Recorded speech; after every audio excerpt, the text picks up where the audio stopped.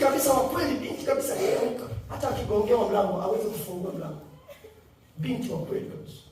Akiamka tu hivi namna kwamba sio binti kama unafungua mlango hapa. Anapoamka tu kitandani, binti wa kweli kabisa.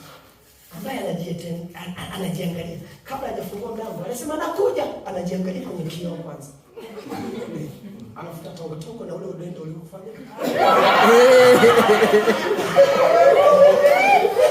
Wewe ni mtu wa kweli.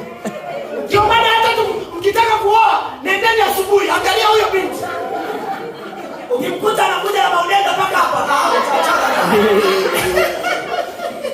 Jina pale barikiwe.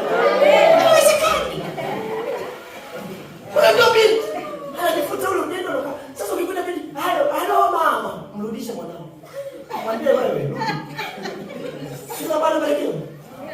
Sio unanielewa?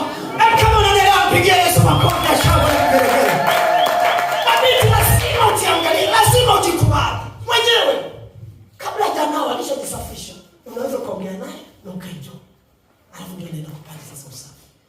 Naiona hiyo?